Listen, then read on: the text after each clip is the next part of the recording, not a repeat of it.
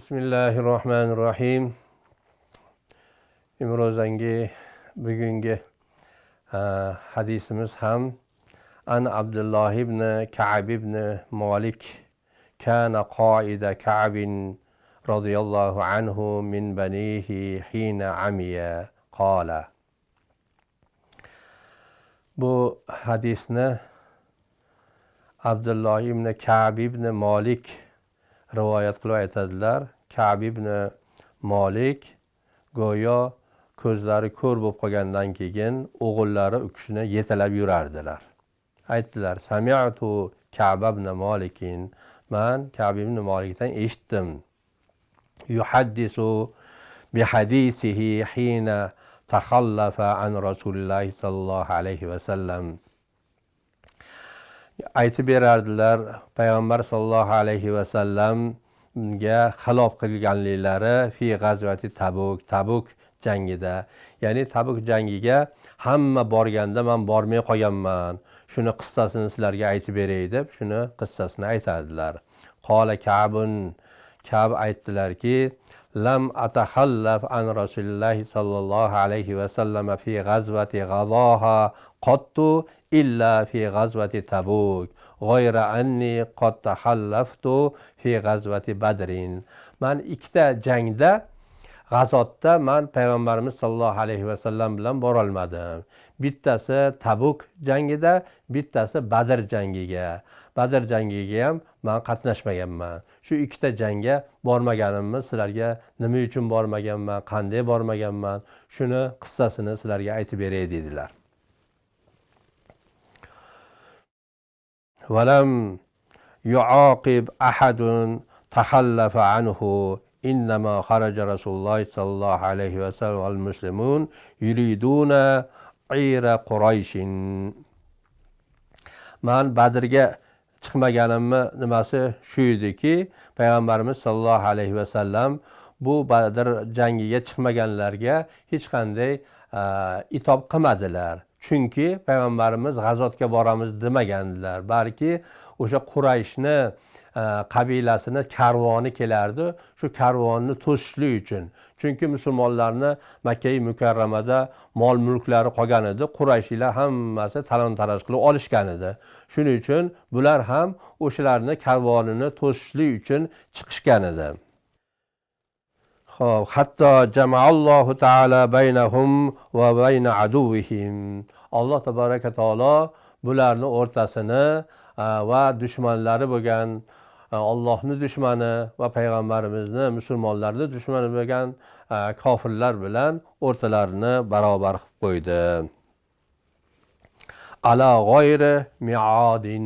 Ya'ni buni ular qasd qilishgan yo'q edi, bunaqa jang bo'ladi degan nimalari yo'q edi, lekin bu jang shuru bo'ldi.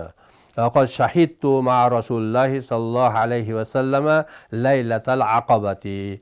Men o'sha laylatul aqabada payg'ambarimiz sallallohu alayhi va sallam bilan birga bo'lganman. Shu Ka'b ibn Malik o'sha Makka Madina Munavvaradan go'yo borib o'sha laylatul aqabada payg'ambarimiz sallallohu alayhi va sallamga go'yo bay'at qilib o'sha yerda go'yo payg'ambarimiz sallallohu alayhi va sallamga va'da va'idlar berishib, ya'ni biz boradigan bo'lsangiz Madinaga hamma mulkimiz bilan, jonimiz bilan sizga xizmat qilamiz deb o'sha va'da qilgan laylatul aqabada men bordim deydilar. Hina tawasaqna alal islami va ma uhibbu anna li biha mashhada badrin.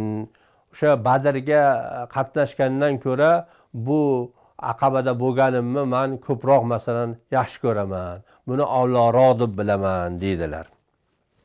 Va in kanat badrun azkara fin nasi. Lekin mashhur Badr jangi mashhur odamlarning ichida.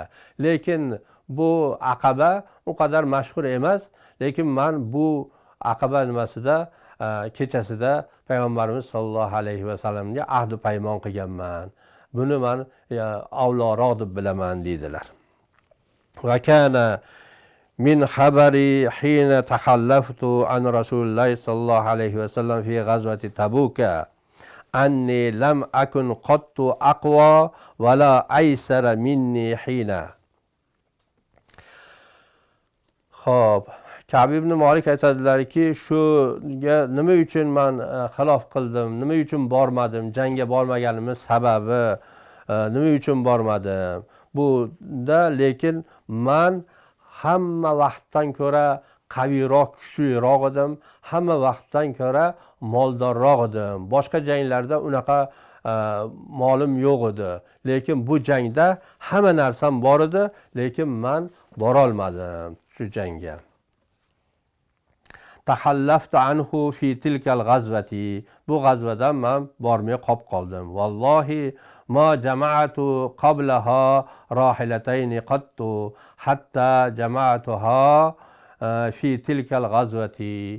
Ikkita tuyam bo'lmagan edi. Men boshqa g'azvalarga borganimda ikkita tuyam yo'q edi. Lekin bu g'azvada ikkita tuyam ham bor edi. Shunda ham men bormasdan qoldim dedilar. وَلَمْ يَكُنْ رَسُولُ اللّٰهِ صَلَّى اللّٰهُ عَلَيْهِ وَسَلَّمْ يُرِيدُ غَزْوَةً إِلَّا وَرَّى بِغَيْرِهَا.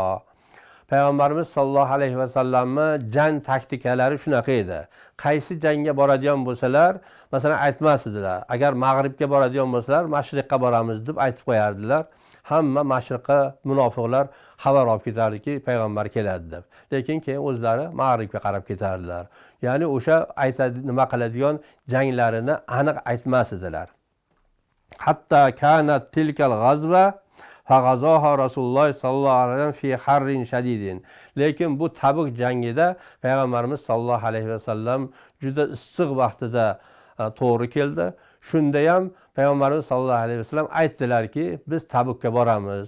Bu yo'l uzoq, o'zlaringni tayyorgarlik qilinglar, yaxshi suvlaringni olinglar, ovqatlaringni olinglar deb payg'ambarimiz sallallohu alayhi vasallam aniq Tabukka borishlik uchun aytdilar. Istaqbala safaran ba'idan mafazan va istaqbala adada kasiran. Bu yerda masalan juda ko'p odam bo'lganligi uchun bularni juda ham qattiq tayyorgarlik ko'rishliklari uchun payg'ambarimiz sallallohu alayhi vasallam aytdilar. Fajalla lil muslimina amrahum liyata'ahhabu uhbata g'azvihim. Ya'ni boshqalarda hech bunaqa aniq qilib aytgan emas edilar boshqa g'azvalarda. Lekin bu Tabuk g'azvasida hammasini aytdilarki, toyinki yo'lda qiynalib qolishmasliklari uchun.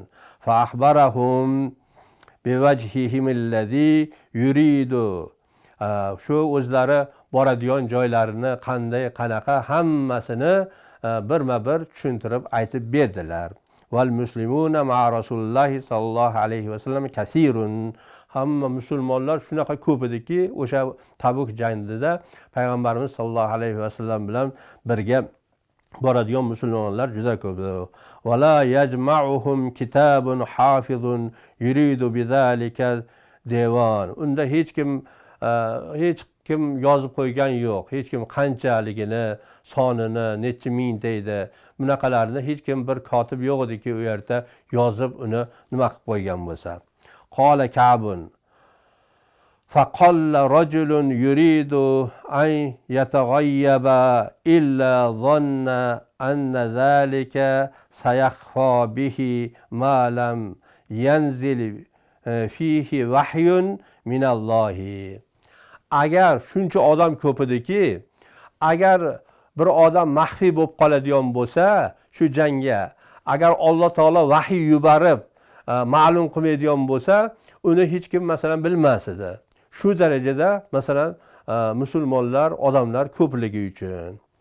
Bugungi endi darsimiz mana shu joyda nima qilaylik, to'xtataylik inshaalloh. Ertagagi darsimizda qolgan bu hadisni bayonini keyingi darsimizda inshaalloh qilamiz. Va oxiri davona anil hamdulillahi robbil alamin. Assalomu alaykum va rahmatullohi va barakatuh.